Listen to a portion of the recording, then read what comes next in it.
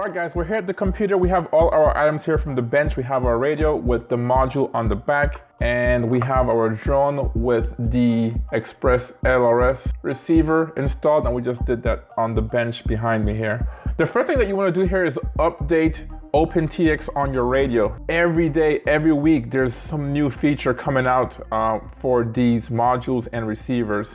In my case, the most recent one does give you a higher refresh rate. Right now, it ships out with 250 hertz, and the most recent update on OpenTX bumps that up to 500 hertz. And you do want to take advantage of that. In fact, sometimes some of the older version of OpenTX does not support ExpressLRS. So you do want to do that.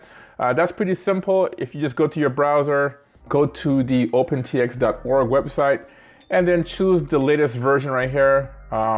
In my case, I'm using 2.3.14. You hit that, it goes to your downloads page right here, or you can go to it manually in your companions here. And the most recent, as I said before, is 2.3.14 at the time of recording this.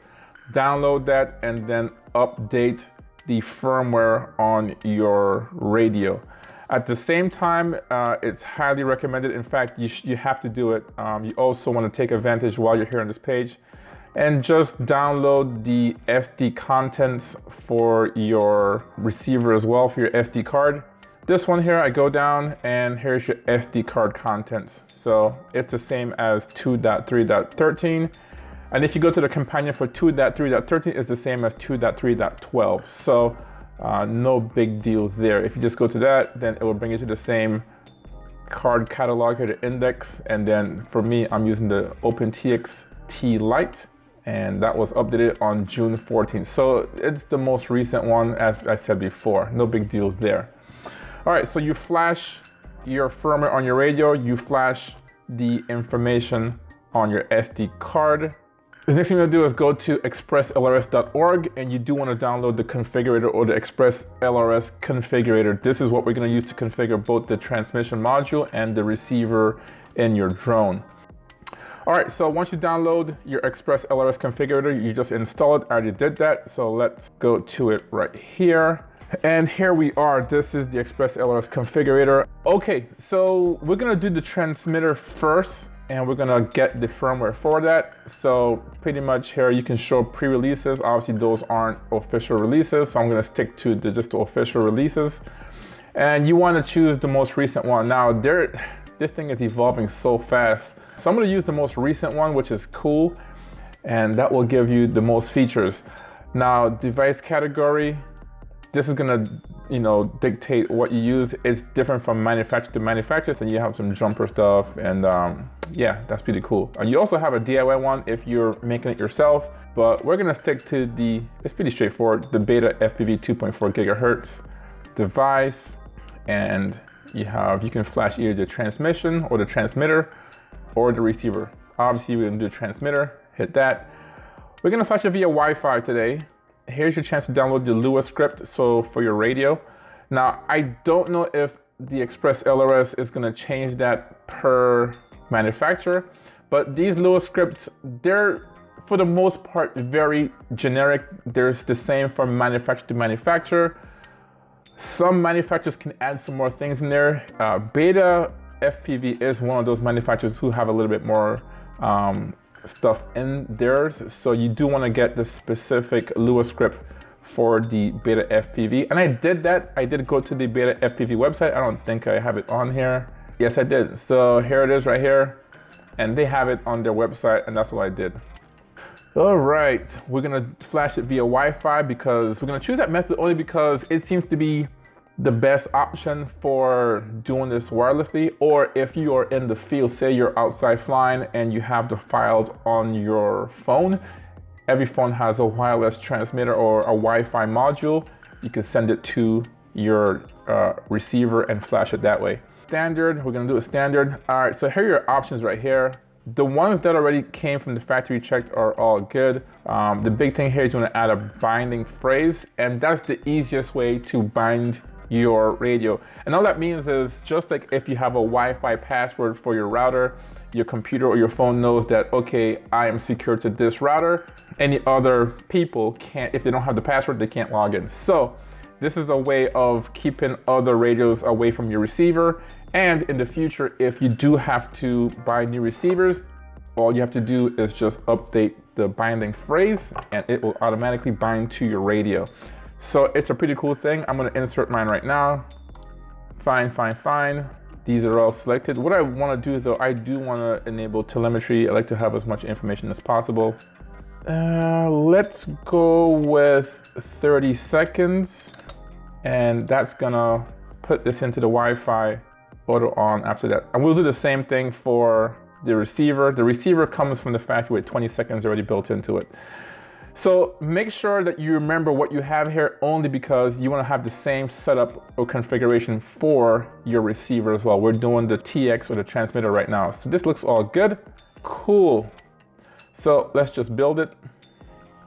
It's building it. It's going to take a few seconds and it's going to save the file to a place. Now guys, one thing I realized when I was doing this is that you need to be online to have this done. If you're offline, you really cannot get the files. It's actually pulling it from the system and building it to your specifications. So say I wanted to use the UART or a pass-through through Betaflight, then it would configure my firmware for that. So it's building it. We'll wait here for a few minutes and see what it does. Okay, so the configurer just finished building my firmware and it popped up and saved it to a temporary folder. I already saved it to another folder, so we're just gonna exile this, but you might wanna note the location of where it's saving this. Close that out. Yeah, so it was open in the File Explorer, so that's good, success. So we're done with that. This is all good. Back, and now we've done one for the actual transmission or transmitter. We wanna do one for the receiver as well. We do wanna update that, and same as usual, you choose the most current. And normally you would go for the Betaflight 2.4. In this case, it's specific to the model as well, happy model, whatever. So in my case, I do have a generic DIY 2.4. If you have a happy model, go for that. Click on that, and then you have some other options here. Obviously, if you've made yours before, in this case, mine is the DIY24RX ESP. This is the chip right here. So select that, that's what I want. And this one here does have the Betaflight pass-through, UART, or Wi-Fi. Since we're gonna do it by Wi-Fi, we're gonna click on that. Similar to the module. It actually saved the same benefit, which is good. So that's good. And I also had enabled telemetry. And as you can see, the value went back down to 20, which is standard for most of these. So that's when the Wi-Fi is gonna turn on. Looks good to me here. Let's just build this. Boom. And it will give you that note, but it's significantly faster than the firmware for the module. All right, so it has finished building my firmware for my receiver. So we know where they're stored. We'll just minimize that. Really cool. So back, and we are done with this, guys. We have to now transfer our files from our folder here to our module and to the receiver. This can vary from model to model. In my case, I am using the Jumper T-Lite, and it is using this bay right here. Your bay might differ. I'm using a bay here that was made for a Crossfire, so we will be using the Crossfire menu to power this up. All right, although this is not a Crossfire module, the wiring to communicate to the radio goes to this Crossfire bay here. So we're just gonna reattach this. All right, let's power this up. Welcome to OpenTX. All right, I have a model already built. This is for the Baby Hawk 2 analog, and I'm using the ExpressLRS receiver for this. So you just go to your model page. Here's all my models. Go to the right, and there's your setup for this model. You just have to go down. So we use this button for down. I could have gone in reverse. So your internal receiver right here is selected off, and then your external should be on and Crossfire. So that's what we have here. Once you select that, then your actual module should be powered. Well, let's take a look. As you can see, it's powered. Now, if you did download your Lua script, as I said before, I already did that. So to access the Lua script, we go to the system page actually,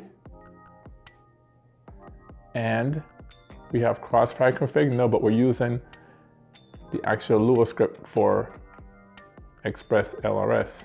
There it is right there. We hit enter, and there you go. Now you have all your packet rates, your telemetry ratio, your power output, which is all awesome. So we want to get down to Wi-Fi update. Scroll down. There it is. Hit enter.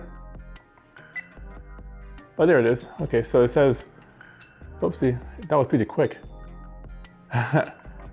There it is. It says go to HTTP 10-0-0-or.1. So this is exactly what we're gonna do. This is broadcasting a Wi-Fi signal. Let's go down to my Wi-Fi router here and choose that network. Interesting. I don't see it. The reason why this thing is not showing up in the actual Wi-Fi networks is kind of weird, but believe it or not, this module here does not support updates over Wi-Fi. So this will not broadcast a Wi-Fi hotspot to connect. Hence the reason why it never showed it. So in this case, I will have to do it via wire. I have a USB cable here, plug it in. We just have to do it all over again, but with a wired. So we are gonna do it via the UART, which is just the USB port, which it says right here. Everything here is the same. Enable telemetry, bind and flash, and we should be good to go. It's building it, and that might take some time. So it's gonna send it, it's gonna build the file, and this time I don't have to save it. It's just gonna send it to the module, which is good. All right, so let it do that, and it should be pretty easy.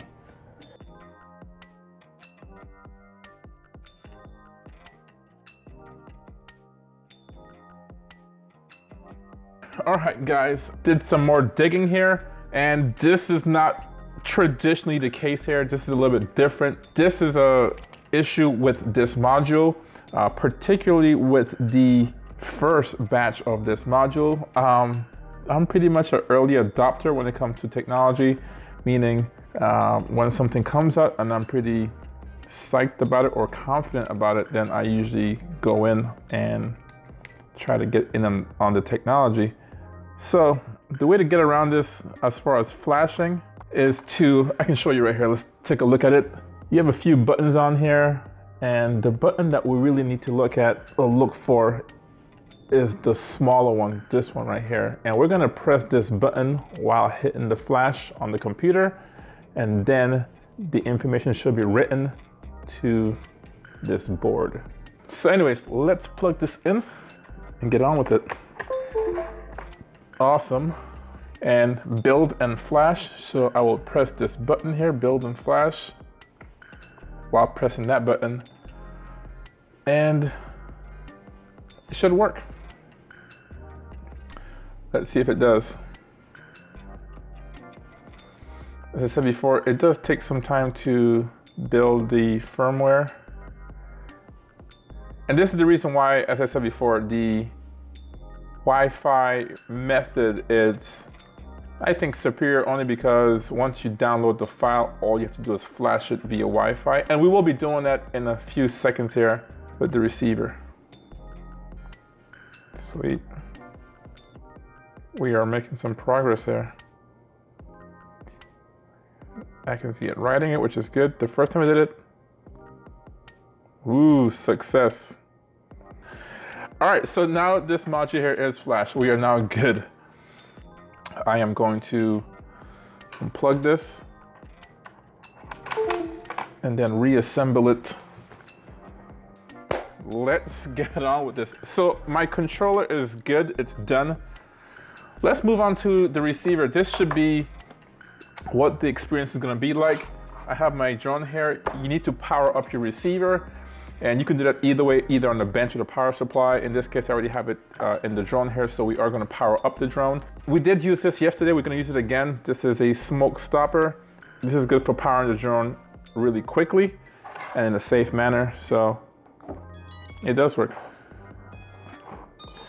All right, so my drone is powered here, and you can see the receiver flashing blue. After 20 seconds, it should flash really faster, and that means that it's going into the Wi-Fi mode. I have a fan here on to keep all the stuff here cool, especially the VTX. There it is, it's going pretty fast. So now we're in the Wi-Fi phase here. We're gonna go to our Wi-Fi connection, and we should see this ExpressLRS. That's what we want. Click on that, connect, and then the password is ExpressLRS. Hit next. All right, that's fine. We'll do that. So it's connecting. There shouldn't be any internet, and here it is right here. Boom. So in this one, it automatically went to the exact page after you hit connect. If not, you do have to go to this page right here, 10.0.0.1, and then you will have your ExpressLRS page right here. And from here, you can update the firmware to your receiver. Firmware right now is 1.0, and we do have the right firmware already downloaded as we did earlier. So let's choose the file. We hit in our drone documents, open. All right, success and rebooting. And that's it, guys. It's as easy as that. That's what should have happened with the transmitter module, but it didn't. And we're just gonna power it down because it's back into the normal mode. After 20 seconds, it should go back to the Wi-Fi mode, but we don't need that. Power off the drone. So the next time we power on this drone, we should have a connection with the radio. And let's see if that works. Flashing normally. I'm gonna power on my radio. Welcome to OpenTX. And it should go solid. Let's see here. And there it is, a solid blue. And we have connection, and we have telemetry as well, which is good. That means it's connected. Now, I don't have this drone set up in Betaflight as of yet, but let's see if the arm works. No, it doesn't work. So I don't have it set up in Betaflight, and that's probably why. All right, guys, so we have a successful configuration of the transmission module, a successful configuration of the RX and receiver module, and they are talking to each other. Just to make this official, let's connect this to Betaflight. All right, let's go to Betaflight. Sweet. It's my first time connecting this drone to Betaflight here. There we go. And I am gonna power this thing on. This is really important. Welcome to OpenTX. That's probably why it didn't arm. So if I go to, all right, we have telemetry, but we have nothing here. This is really important, guys. As we said before, the connection between the radio and your module, both here and in the drone, it's using the hardwires for Crossfire to communicate with this module.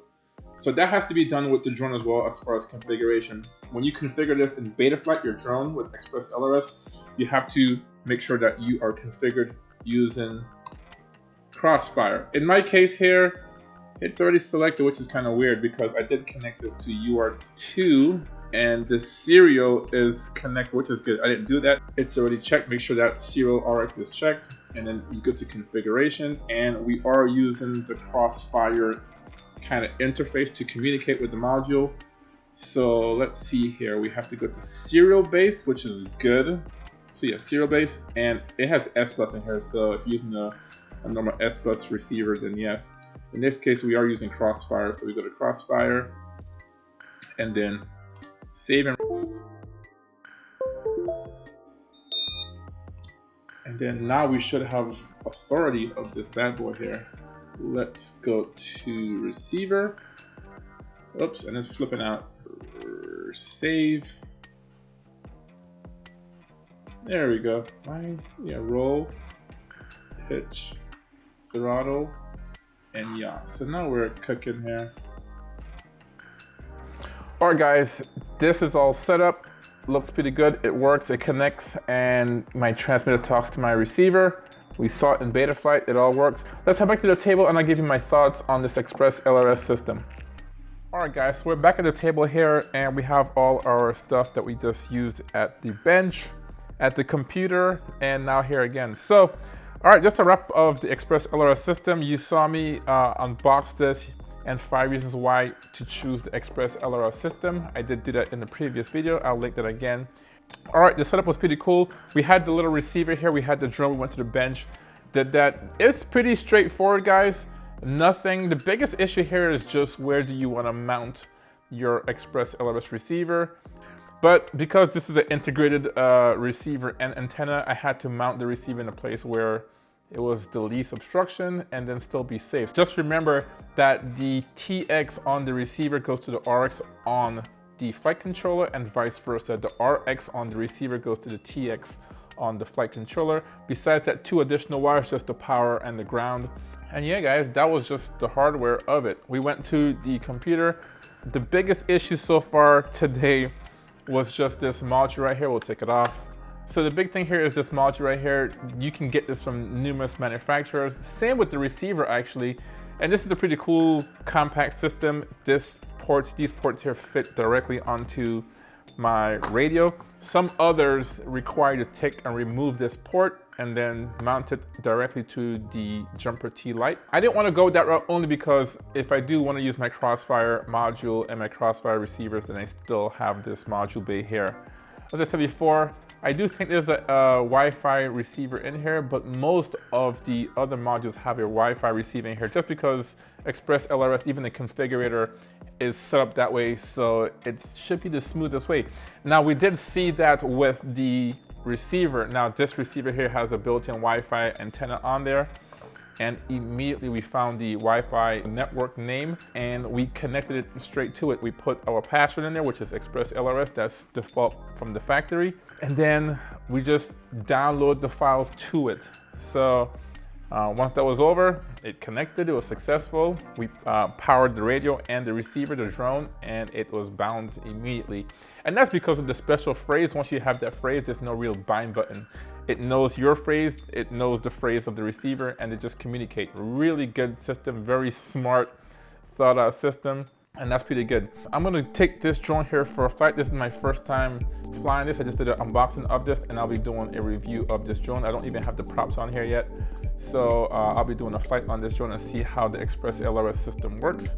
If you're interested in that video, I'll leave a link down below for that video, and yeah, we'll see how this thing works, guys. Anyways, let me know what you think about the ELRS system. I think the price is good, so that's not even an issue. The price is very cheap, cheaper than most protocols. The cheapest protocol right now, I think, is FR Sky, and these things are in the same price range, probably even cheaper. So yeah, guys, if you have any questions about this, leave them down below. I'll be happy to answer those. And while you're there, please consider subscribing to the channel. Therefore, you'll be notified whenever I do drop a new FPV and ELRS system. So yeah, guys, thank you for watching. Woo, that was a long video. Thank you for watching, and I will see you in the next video. Peace.